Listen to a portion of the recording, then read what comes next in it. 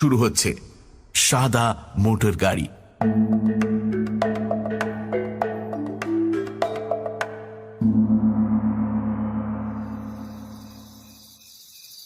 আদিনাথ জানলার ধারে দাঁড়িয়ে সিগারেট টানছিল। হঠাৎ উত্তেজিতভাবে বলে উঠল, এই শোন, ওই যে যাচ্ছে রে, আরে দেখে যা, ওরে দেখে যা ওই যে যাচ্ছে। সন্তু, বাদল আর আমি মেঝে বসে তাসের ব্রে খেলছিলাম। চমকে উঠে মুখ তুললাম, দেখলাম আদিনাথের ঠোঁটে কামড়ে ধরা সিগারেট থেকে গলগল করে ধোঁয়া বেরোচ্ছে। সে দুটো হাত জানলার রডে চেপে ভাঁটার মতো চোখ করে কিছু একটা দেখছে। সন্তু মুখ নামিয়ে নিষ্পৃহ ভঙ্গিতে বলল, ধুস, এখানে এসে খালি ভূত দেখছে, ছাড় তো। বাদল আর আমি উঠে গিয়ে আদিনাথের পাশে দাঁড়ালাম। বাদল বলল, কই রে? আদিনাথ অস্ফুট স্বরে বলল, আশ্চর্য, এই তো দেখছিলাম। বাদল খাপ্পা হয়ে বলল, তোর মায়েরই মাথার ভেতর একটা সাদা গাড়ি ঢুকে বসে আছে। আচ্ছা এঁদো, তো সিগারেটটা দে তো, এক টান দি। নিশ্চয়ই ওর ভেতর কিছু পুড়েছিস। আদিনাথ কোনো কথা বলল না, ঠিক তেমনি দাঁড়িয়ে রইল। অস্বাভাবিক চাহনিতে সে যেন একটা ভুতুড়ে সাদা মোটা গাড়ি খুঁজতে থাকল।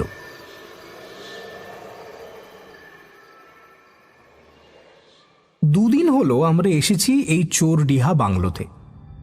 কাল ঠিক সন্ধ্যের আগে রুক্ষ বাঁজা এক বিশাল মাঠে আদিনাথ ওই গাড়িটাকে নাকি ধুলো উড়িয়ে যেতে দেখেছিল। গাড়িটা মাঠের ওপাশে টিলা পাহাড়গুলোর ভেতরে অদৃশ্য হয়ে যায়। বাংলোর এই জানলা থেকে সামনাসামনি সেই মাঠটা দেখা যায়। বাঁদিকে কিছু দূরে একটা রেল লাইন, সেটা চলে গেছে গয়ার দিকে। ডান দিকে কাছাকাছি একটা ছোট নদী আছে। শীতের শেষে তার জল প্রায় শুকিয়ে গেছে। বুকের ওপর অসংখ্য পাথর জেগে উঠেছে। আমি, বাদল আর সন্তু যখন সেই পাথরে বসে গল্প করছিলাম, তখন আদিনাথ পাড়ে দাঁড়িয়ে সেই গাড়িটা দেখতে পেয়েছিল। মোটর গাড়ি যাওয়াটা কোনো আশ্চর্য ব্যাপার নয়। আশ্চর্য ব্যাপার হচ্ছে যেদিকে গাড়িটা আদিনাথ দেখেছে সেদিকে অন্তত 10 মাইলের মধ্যে কোনো রাস্তাই নেই। রুক্ষডাঙ্গা, খানাখন্দ, আগাছার জঙ্গল, তারপর ছোট ছোট সব পাহাড়। ছোটানাগপুর পর্বতমালার একটা শাখা এদিকে বেরিয়ে এসেছে। আদিনাথ আজ সকালে ফের সেই গাড়িটা দেখার কথা বললে বাদল চৌকিদারকে ডেকে আনলো কিচেন থেকে। চৌকিদারের নাম ততিরাম, পেল্লায় গড়নের লোক, ভাঙা ভাঙা বাংলা বলতে পারে। সেলাম জানিয়ে বলল, বলেন স্যার, কি বলবেন? সন্তু বাঁকা মুখে তাসগুলো গুছিয়ে শাফল করছিল। বলল, কাড়িয়া পীরের বা। বাদল আর আমি হো হো করে হেসে উঠলাম।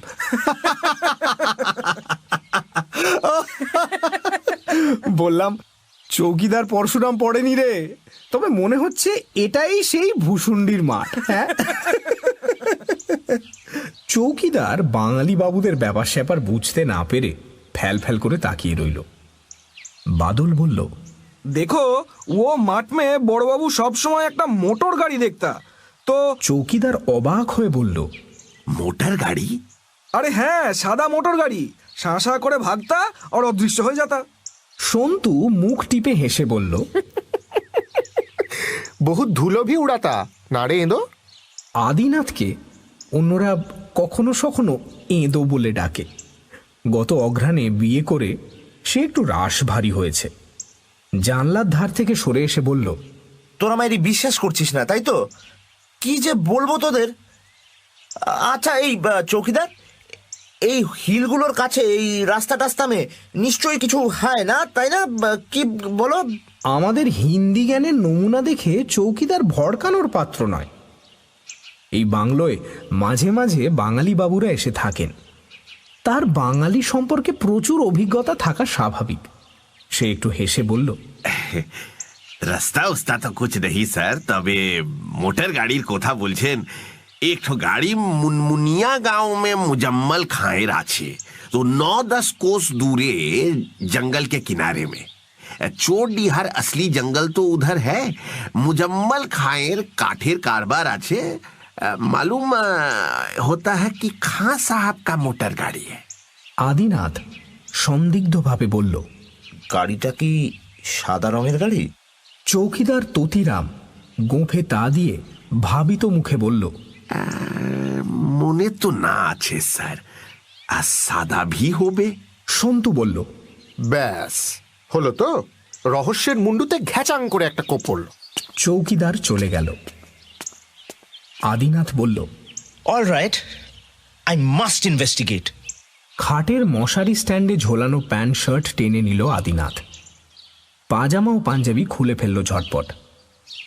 বাদল বলল, তুই সত্যি যাচ্ছিস? মারা পড়বি এদো, বউকে এত শিগগির বিধবা করিস নে ভাই।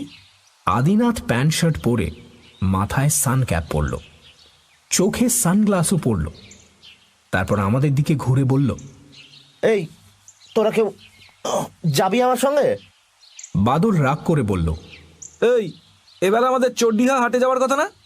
আদিনাথের মুখে একটা মরিয়াপনার ছাপ ফুটে উঠল। সে বলল, তার চেয়ে আমার কাছে একটা সাদা গাড়ি ঢের জরুরি। সন্তু তাস রেখে উঠে দাঁড়ালো, কোমরে দু হাত রেখে ফিল্মের ভিলেনের ভঙ্গিতে বলল, গাড়িটা কি তোর শ্বশুরের ভেবেছিস নাকি যে জামাইকে দেখে তুলে নেবে? শুনলি না কোন খাঁ সাহেবের গাড়ি বললো? আদিনাথ কোনো কথায় কান দিল না, সে বেরিয়ে গেল। সন্তু তার কিট ব্যাগ খুলে ব্র্যান্ডির বোতলটা বের করে হাসতে হাসতে বারান্দায় গেল। তারপর বোতলটা তুলে চেঁচিয়ে আদিনাথের উদ্দেশ্যে বলল, এদো, এই এদো, যাওয়ার আগে একটু স্ট্রেংথ নিয়ে যা রে এদো। আদিনাথ বাংলোর এই টিলা বেয়ে হনহন করে নেমে যাচ্ছিল। বারান্দায় দাঁড়িয়ে আমরা অনেকক্ষণ ধরে তার যাওয়া দেখলাম। কাছিমের গোলের মতো বিস্তীর্ণ ন্যাড়া মাঠ পেরিয়ে সে যখন পলাশ বনটায় ঢুকল, তখন তার ধূসর টুপিটা দেখা যাচ্ছিল। বাদল বলল, আদিনাথটা বরাবর এরকম একরোখা কেন বলতো? সন্তু ব্র্যান্ডির বোতলে চুমুক দিয়ে ঘরে চলে গেল। আদিনাথ এরকম একরোখা সেটা আমরা জানি, কিন্তু কোথায় একটা সাদা মোটর গাড়ি দেখেছে তা তদন্ত করে দেখার যোগ্য কেন মনে করল বুঝতে পারছিলাম না। এমনও তো হতে পারে গাড়িটা যদি মনমুনিয়া গাঁয়ের কাঠগোলার মালিক মুজম্মল খাঁয়ের নাও হয়। কারা বেড়াতে এসেছে বাইরে থেকে এবং ইচ্ছে করেই মাঠ বন বাদার চষে বেড়াচ্ছে। আমাদের সঙ্গে গাড়ি থাকলে আমরাও কি তা করতাম না? চোরডিহা স্টেশন থেকে একটা কাঁচা এবড়ো খেবড়ো রাস্তায় মাইল 4 এলে এই ফরেস্ট বাংলো। এই রাস্তাটা বাংলোর পেছন দিকে এবং জিপে করে আসা যায়। সরকারি লোকেরা জিপে চেপেই এখানে আসেন। চৌকিদারের কাছে শুনেছি মাঝে মাঝে শিকারীরাও আসে জঙ্গলে শিকার করতে। অবশ্য জঙ্গলটা বেশ দূরে। একসময় নাকি দক্ষিণের ওই মাঠ আর আগাছার জঙ্গল সত্যিকার জঙ্গলে ভরা ছিল। উঁচু উঁচু শালবন ছিল। কালক্রমে উচ্ছেদ করে ফেলেছে লোকেরা। মাটি ন্যাড়া হয়ে গেছে অনেকটা জায়গা জুড়ে। বন দপ্তর আবার সেখানে গাছ পোঁতার প্ল্যান করছে। বাদল উদ্বিগ্ন মুখে তাকিয়ে আছে দেখে বললাম, ছেড়ে দে, ওর মাথায় ভূত ঢুকেছে। ভেতরে এসে আমরা পোশাক বদলে ফেললাম। তারপর চৌকিদারকে বলে গেলাম আদিনাথ ফিরলে তাকে যেন চোরডিহা চলে যেতে বলা হয়। আমরা সেখানে বিকেল অবধি থাকব আর সন্ধ্যার মুখে মুরগি কিনে নিয়ে ফিরব। চোরডিহায় আদিবাসী পুরুষ ও মেয়েরা নানান রকম জিনিস বিক্রি করে। পুঁতির মালা, ঝুড়ি, কাঠ, বনজ ফলমূল, এমনকি মুরগিও। দূর দূরান্তের শহুরে বাবুরাও বেড়াতে আসে, বেশিরভাগই বাঙালি। হাটের শেষ দিকটায় একটা বিশাল মহগনি গাছের ছায়ায় বসে আমরা বোতলে ভরা ঈষৎ সভ্য চেহারার রঙিন মহুয়া পান করলাম। সূর্য যখন একটু পশ্চিমে গড়ালো তখন গাছের ছায়ায় তিনজনে শুয়ে পড়লাম। সেই ঘুম যখন ভাঙল তখন রোদ কমে গেছে, খিদে পেট চোঁচো করছে। ভাঙা হাটে তাড়াহুড়ো দরদস্তুর না করেই 2টো মুরগি কেনা হলো। একটা চটের থলেও কিনতে হলো মুরগি 2টো আনার জন্য। বাংলোর কাছাকাছি গিয়ে এতক্ষণে আমাদের আদিনাথের কথা মনে পড়ল। সন্তু বলল, নির্ঘাট চৌকিদারের ভাত রুটি মেরে নাক ডাকিয়ে ঘুমোচ্ছে। এ বেলা তো আমাদের জন্য রাধার কথা ছিল না। বাদল তখনও টলছে, বলল, কি হারালো জানে না এদো। ওফ, কি দিনটা কাটলো মাইরি। গেটের কাছে পৌঁছে সন্তুর গতি বেড়ে গেল। চৌকিদার, চৌকিদার, কাহা হ্যায় তুম? এ তোতিরাম, কিধার গয়া? মুরগি লায় রে, দেখো। বলে সে চেঁচাতে চেঁচাতে লন পেরিয়ে শেষ দিকটায় চলে গেল। ওদিকে কিচেন, তার পাশে চৌকিদার ততিরামের ঘর। বাদল লনে পেতে রাখা বেতের চেয়ারে বসে চেঁচিয়ে বলল, ওই সন্তু, কড়া চা বলে দে একটা, লেবু চা। আমি বারান্দায় এগিয়ে দেখি দরজাটা ভেজানো। যা ভেবেছিলাম তাই, আদিনাথ এখনো ঘুমোচ্ছে, কিন্তু গায়ে কম্বল মুড়ি দিয়েছে কেন বুঝলাম না। এখানে মাঝরাতের পর এখনো শীত লাগে, শেষ রাতে শীতটা আরো জোরালো হয়, কিন্তু তাই বলে দিনের বেলায় মুড়ি দেওয়ার প্রশ্নই ওঠে না। ডাকলাম, আদিনাথ, আদিনাথ, এই এঁদো, এঁদো। আদিনাথের মুখটা কম্বলের বাইরে ছিল। সে একবার তাকিয়ে চোখ বুঝল। ওর চোখ দেখে চমকে উঠলাম। চোখ একেবারে লাল। কাছে গিয়ে বললাম, কিরে এঁদো, জ্বর হলো নাকি? কপালে হাত রেখে টের পেলাম জ্বরে গা পুড়ে যাচ্ছে। বললাম, জ্বর বাঁধিয়েছ তাহলে? বারণ করেছিলাম রোদে অমন করে বেরিও না। নাও এখন ঠেলা বোঝো। আদিনাথ চোখ বুজে রেখেই কেমন একটা হেসে বলল, আরে হাটে গেছিলি তোরা? হাটে গেছিলি? হ্যাঁ, তুই কখন ফিরলি? আমি আমি ফিরেছি দুপুরে। হাসতে হাসতে বললাম, তবে হ্যাঁ, শ্বশুরের সাদা মোটর গাড়ির পাত্তা পেলি কিরে? হ্যাঁ। আদিনাথ জবাব দিল না। তখন তাকে একটু ঠেলে দিয়ে ফের বললাম, কিরে এঁদো, কথা বলছিস না কেন? আদিনাথ এবার চোখ খুলল। চোখ অসম্ভব লাল। আস্তে আস্তে বলল, কি? মোটর গাড়ি? আদিনাথ সেই অদ্ভুত ভঙ্গিতে একটু হাসল। জীবনে জীবনে এত এত সুন্দর সাদা গাড়ি আমি দেখিনি, জানিস? অথচ অথচ গাড়িটা যখন চলে না, কোনো শব্দ হয় না, একেবারে নিঃশব্দ।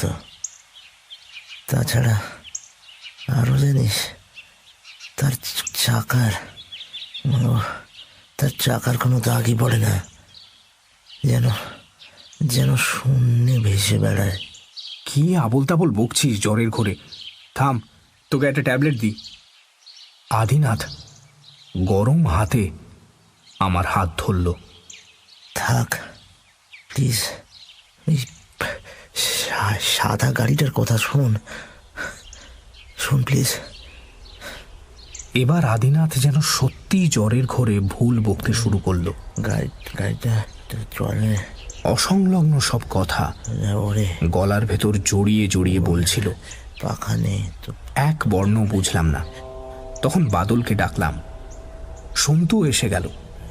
আমরা দেখলাম আদিনাথ চোখ বুজে বিড়বিড় করতে করতে হাত দুটো মুঠো করছে এবং তার সঙ্গে পা দুটো নড়ে উঠছে। আমি ভীষণ ভয় পেয়ে গেলাম। সন্তু উদ্বিগ্ন মুখে বলল, এটা সেই ম্যালিগনেন্ট ম্যালেরিয়া না কি যেন বলে, তাই নয় তো? বাদল গম্ভীরভাবে মাথা নেড়ে বলল, তর্কা। সন্তু বলল, ধুর বোকা, তড়কা তো বাচ্চাদের হয়। আরে এটা বাজে তর্কাতর্কির সময় নয়। সন্তু, শিগগিরই এক বালতি জল আর মগ নিয়ে আয়, ওর মাথাটা ধুয়ে দেওয়া দরকার। সন্তু জল নিয়ে এলো। আদিনাথের মাথাটা বালিশের ওধারে ঝুলিয়ে জল ঢালতে শুরু করলাম। একটা রুমাল ভিজিয়ে আদিনাথের মাথায় জলপট্টিও দেওয়া হলো। চৌকিদার তখন ওদিকে মুরগি নিয়ে ব্যস্ত। ওর কাছে গিয়ে ব্যাপারটা জানিয়ে বললাম, তোতিরাম তোতিরাম, यहाँ पे नजदीक में कोई कुछ मिलेगा? डॉक्टर कुछ है? তোতিরাম হতাশভাবে মাথা দুলিয়ে বলল, नजदीक में तो नहीं আছে স্যার, लेकिन मुनमुनिया যেতে পারলে ও ডাক্তার মিলবে। वहां एक बंगाली ডাক্তার भी আছে। ততক্ষণে সন্ধ্যার আঁধার ঘনিয়েছে। বাংলোয় বিদ্যুৎ নেই। চৌকিদার হ্যারিকেন জ্বালল। কেটলির জল ফুটছিল কয়লার উনুনে। চা তৈরি করল। আমি চায়ের ট্রে নিয়ে ফিরে এলাম। খিদের অবস্থা গুরুতর, তাই রান্নাটা যত তাড়াতাড়ি হয় ততই মঙ্গল। সন্তুরা লণ্ঠন জ্বেলেছে। আদিনাথকে দেখে মনে হলো সে এখন ঘুমোচ্ছে। আমরা চুপচাপ চা খেতে থাকলাম। চা শেষ করে বললাম,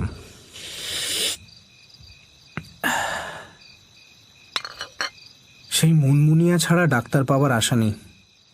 এই রাত্রিবেলা পায়ে হেঁটে এত দূর যদি যেতেও পারি, ডাক্তার তো আসবে না। বন জঙ্গলের এলাকা, শুনেছি ডাকাতের উপদ্রব আছে। কি করা যায় বলতো সন্তু? আমার কাছে অ্যাসপিরিন ট্যাবলেট আছে, খাইয়ে দিই? আদিনাথ ঘুমোচ্ছিল দেখে ওকে তখনই জাগিয়ে ট্যাবলেট খাওয়াতে চাইলাম না। এবারকার বেড়াতে আসার আনন্দ মাঠে মারা গেল ভেবে আমরা মুষড়ে পড়লাম। বাদল বাইরের দিকে তাকিয়ে বলল, যা হবার হলো, এ তো ঘুমোক। চ, আমরা বাইরে গিয়েই বসি, চাঁদ উঠেছে মনে হচ্ছে। আমরা তিনজন লনে গিয়ে বেতের চেয়ারে বসলাম। সবে চাঁদ উঠেছে। চাঁদের গড়ন দেখে মনে হলো আগামীকালই পূর্ণিমা। চোরডিহায় এখন বসন্তকাল, তবু জ্যোৎস্নাটা পরিচ্ছন্ন নয়। শীতের কুয়াশা যেন এখনো জড়িয়ে আছে সেই জ্যোৎস্নার ভেতরে। আমাদের কথা বলতে ইচ্ছে করছিল না। আদিনাথের গোয়ার্তুমির জন্য সব ভেস্তে গেল। কাল সকালেও যদি জ্বরটা না ছাড়ে তাহলে কি হবে ভেবে পাচ্ছিলাম না। ডাক্তার আনতে সেই মুনমুনিয়া যাওয়া, উফ। দূরে বিস্তীর্ণ ন্যাড়া মাঠটার দিকে তাকিয়ে সিগারেট খাচ্ছিলাম।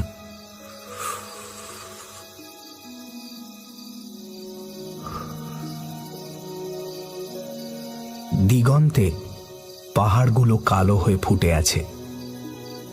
ঝাপসা জ্যোৎস্নায় কচ্ছপের খোলার মতো রুক্ষ মাঠে হয়তো আমিও একটা মোটর গাড়ি খুঁজছিলাম। হঠাৎ পূব দক্ষিণ কোণে এক ঝলক আলো ফুটে উঠল, তীব্র আলোর ঝলক। মোটর গাড়ির হেডলাইট কি? উত্তেজিতভাবে বললাম, এই দেখ দেখ দেখ দেখ, ওদিকে দেখ। সন্তু আরে কি বলেই চুপ করে গেল। বাদলও সেদিকে তাকালো। তার চোখ দুটো চকচক করতে থাকলো। আলো ঝলকানিটা আরো জোরালো হচ্ছিল। মনে হচ্ছিল ওটা এগিয়ে আসছে। সন্তু চেঁচিয়ে উঠল এবার, হ্যাঁ চৌকিদার, তোতিরাম, আরে জলদি দাঁড়াও। তোতিরাম কিচেনের বারান্দায় বেরিয়ে বলল, হ্যাঁ বলেন স্যার। ওই আলোটা কিসের বলো তো? বাদল বিরক্ত হয়ে বলল, আদত্তারি, ওকে বাংলা বোঝে নাকি? চৌকিদার, ও রশনি কিসকা হ্যাঁ বলো তো? ওর হিন্দি শুনে হাসবার মতো অবস্থা নয়। চৌকিদার এক লাফে লনে নেমে ঠাহর করে দেখে বলল, हाँ सर, वो रेल का इंजन का बत्ती আছে। उधर रेलेर लाइन আছে না, देखिए लाइने पूरब से गाड़ी আসছে হ্যাঁ तो आस्ते आस्ते वो उत्तर दिशा में घूमे যাচ্ছে वो देखिए ट्रेन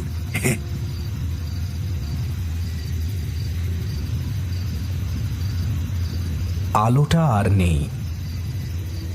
ট্রেন গাড়ি অবশ্য আমরা দেখতে পেলাম না। এলোমেলো দক্ষিণা হাওয়ায় হয়তো চাপা গুড়গুড় একটা শব্দ শুনলাম, নাকি আমাদের ইচ্ছাকৃত শোনা। এবার তিনজনে একচোট হাসাহাসি করলাম।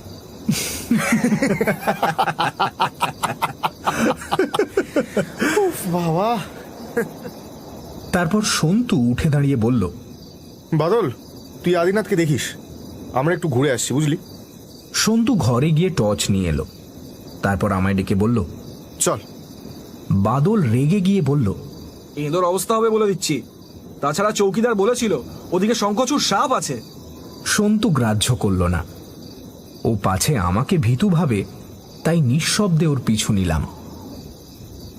সামনের রাস্তাটা কিছুটা সোজা, তারপর ফের ঢালু হয়ে উঠে গেছে। ধারে পৌঁছে সন্তু বলল, আমার একটা খটকা লেগেছে জানিস।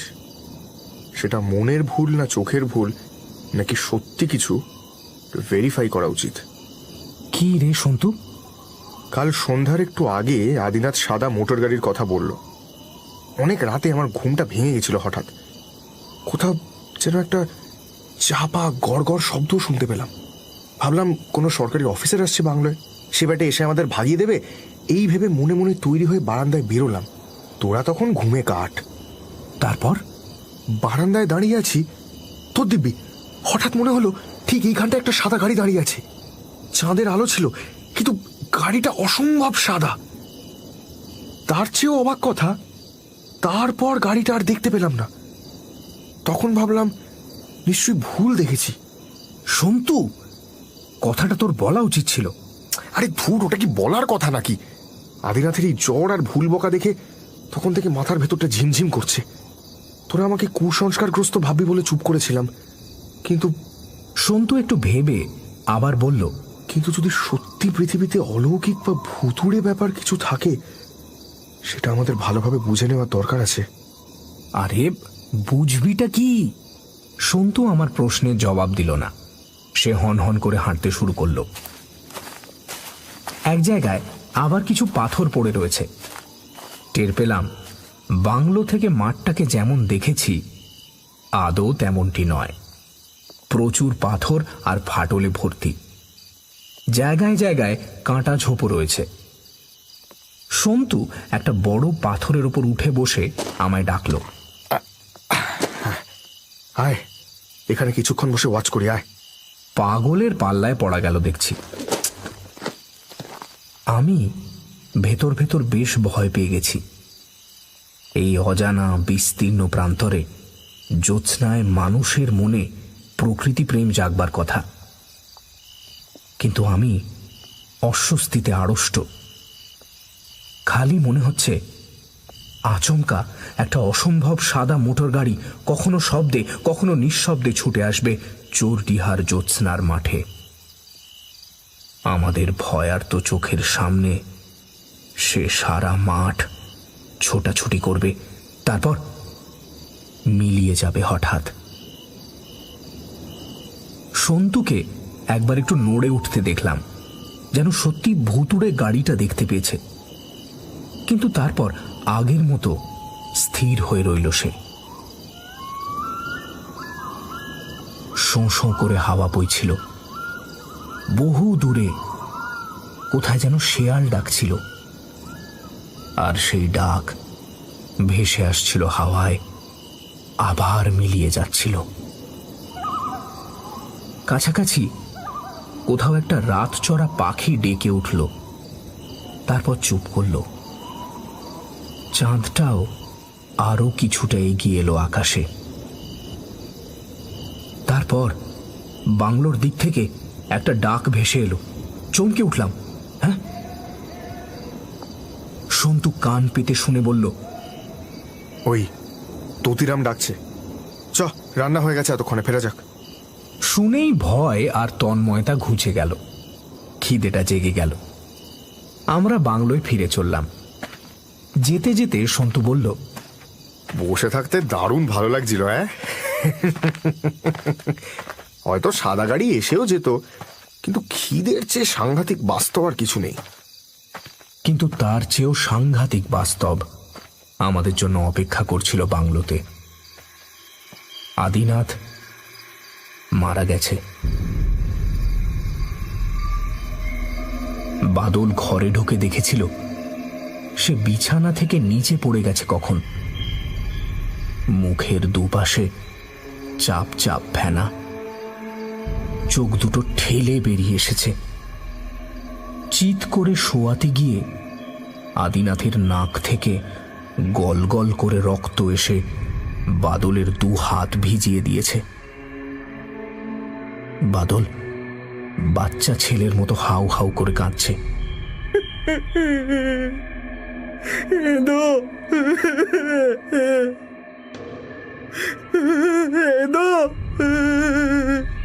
ততিরাম ভিজে চোখে বারবার বলছে, ये कभी नहीं हो सकता, ये कभी नहीं हो सकता प्रभु, ये कभी हुआ।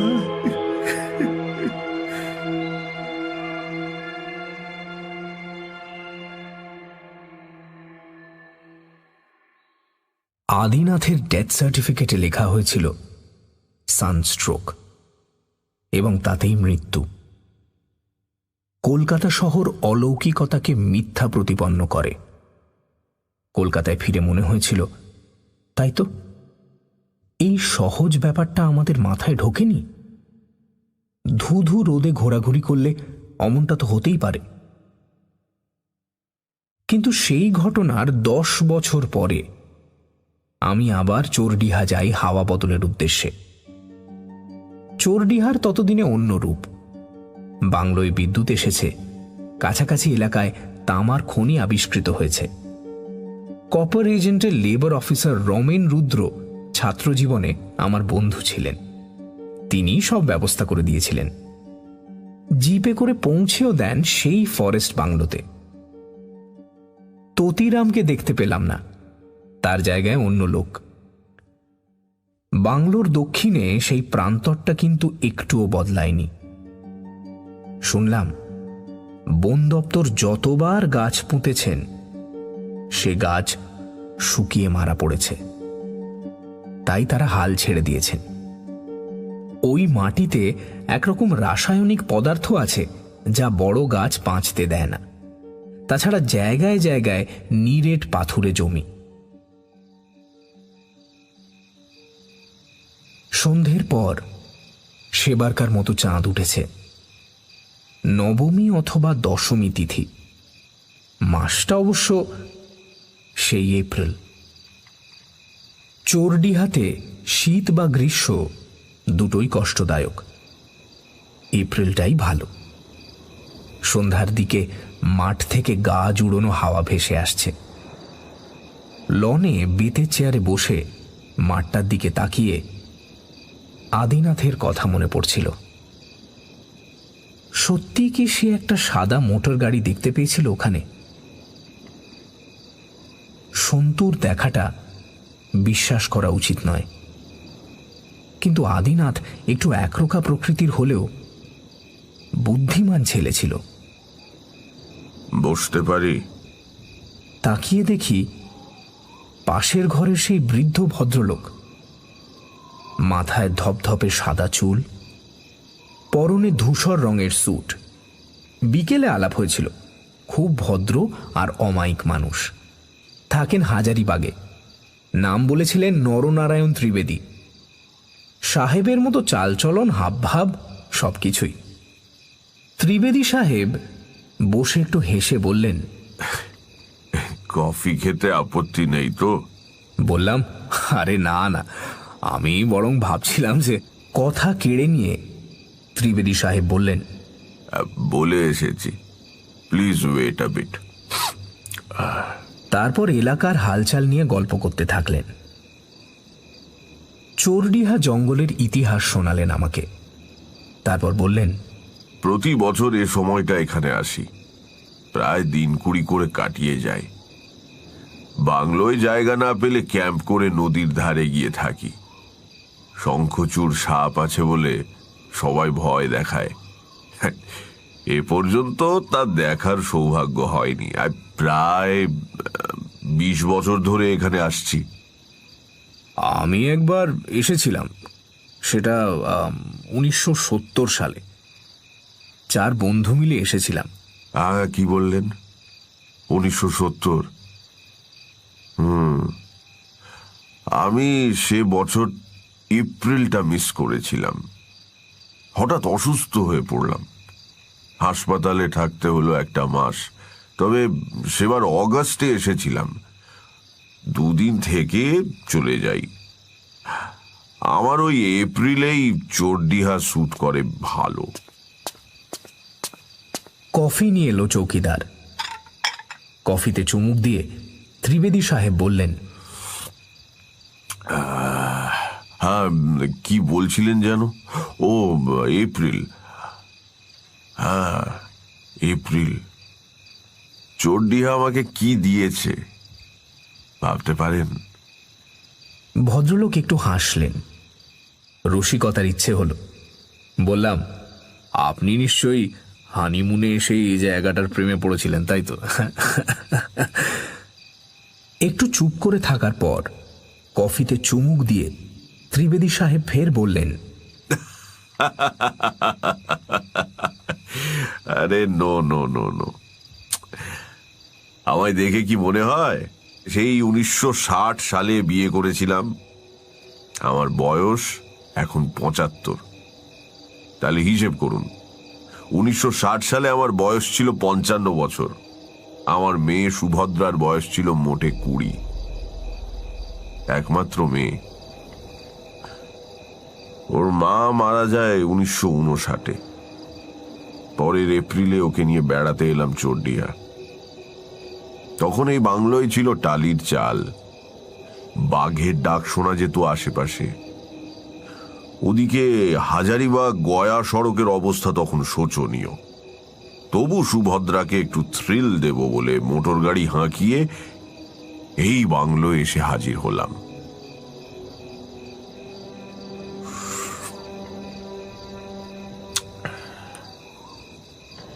সুভদ্রা ছিল দুরন্ত মেয়ে, জানেন। আমি সকালে বন্দুক নিয়ে নদীর ওদিকে গেছি, যদি কিছু পাখি টাখি মারা যায়। সুভদ্রার মাথায় ঝোঁক চেপেছে, ও মাঠটায় গিয়ে গাড়ি চালাবে। সবে স্টিয়ারিং ধরতে শিখেছে, বুঝলেন ব্যাপারটা। দুপুরে কয়েকটা হরিয়াল নিয়ে বাংলোয় ফিরে দেখি সুভদ্রা নেই। চৌকিদার বলল গাড়ি নিয়ে বেরিয়েছে মাঠের দিকে। ফিল্ড গ্লাস ছিল সঙ্গে। চোখ রেখে মাঠটা তন্ন তন্ন করে খুঁজলাম, দেখতে পেলাম না। আমি আমার মেয়েকে দেখতে পেলাম না। ওদিকে তো কোনো রাস্তাঘাট নেই, গেল কোথায় বোকা মেয়েটা ভাবছি। আমি তক্ষুনি বেরিয়ে পড়লাম বাংলো থেকে। আমি মাঠের শেষ প্রান্তে, যেখানে ওই ওই হিলগুলো দেখতে পাচ্ছেন, ওই যে ওই হিলগুলো, নদীটা ওখানে ঘুরে গেছে, গভীর খাত সৃষ্টি করেছে। চোরডিহা প্রপাত। দেখেননি আপনি? মাথা নাড়লাম, কান পেতে শুনছিলাম। এপ্রিলে প্রপাতের তলা শুকনো। গিয়ে দেখি গাড়িটা 300 ফুট নিচে উল্টে পড়ে আছে। আপনার মেয়ের তাহলে কি হলো? বৃদ্ধ চেঁচিয়ে উঠলেন। Are you a fool? Are you a fool? 300 foot নিচে যে গাড়ি। হঠাৎ থেমে গিয়ে ধরা গলায় বললেন, আমায় ক্ষমা করুন, ইদানিং আমার হাই ব্লাড প্রেশার তো। বেশ অনেকক্ষণ স্তব্ধতা। তারপর আস্তে আস্তে বললাম, ত্রিবেদী বাবু, গাড়িটা কি সাদা রঙের ছিল? হ্যাঁ, কেন বলুন তো? বৃদ্ধের চোখ জ্যোৎস্নায় চকচক করতে দেখলাম। তিনি আমার দিকে তাকিয়ে আছেন, কিন্তু প্রসঙ্গ ফেরাতে বললাম, বাই দ্য ওয়ে, চোরডিহার জঙ্গলে তখন নিশ্চয়ই বাঘ ছিল। আপনি কখনো বাঘ মেরেছেন কি? হ্যাঁ? নরনারায়ণ ত্রিবেদী এক্সকিউজ মি বলে উঠে আস্তে আস্তে বাংলোর দিকে চলে গেলেন। নিজের ঘরে গিয়ে ঢুকলেন। আমিও একা বসে থাকতে পারলাম না। আস্তে আস্তে নিজের ঘরে ফিরে গেলাম।